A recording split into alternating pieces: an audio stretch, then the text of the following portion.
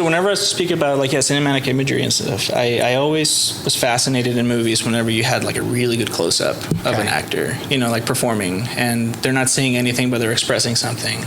I love pointing that out in movies whenever something like that happens. And so whenever I think of my artwork, I love painting people and I love portraiture, and I always love to kind of capture a certain, I don't know, like in the case of like my dad's painting, he's not doing anything with his face, but I like whenever you're able to sort of decipher a feeling or a secret, or, I don't know, people's faces whenever they're doing nothing, maybe just thinking, it can be a very personal experience because you're wondering what their secrets are and what they've maybe gone through, and that's always the kind of trick that I'm going after is that personal connection whenever you lock eyes with someone. But in this case, it's something very artificial. It's a painting, but there's still a humanity there.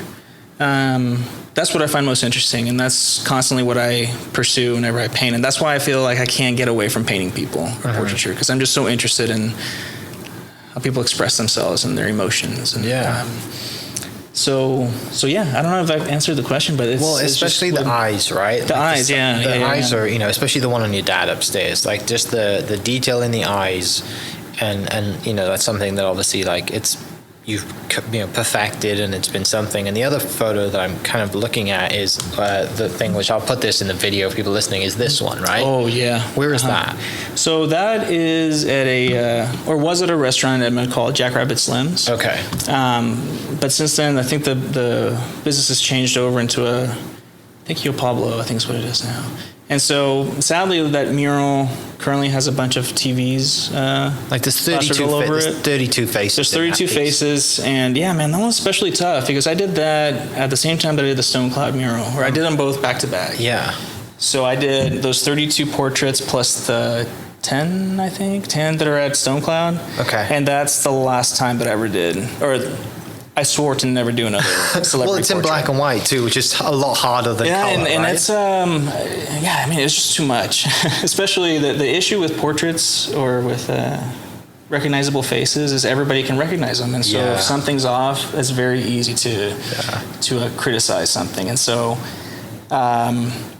I just, again, every single face, I would just work on it over and over and over again until at least it felt and looked like the person. But it was exhausting. I mean, that one took me a month, I think, to do, roughly. And there are some days that I really felt like I was having a meltdown just because I was so tired of painting people. I'm not surprised. And why isn't Tom Cruise looking like Tom Cruise? Like, I can't figure out what I'm doing wrong. And it was pretty maddening.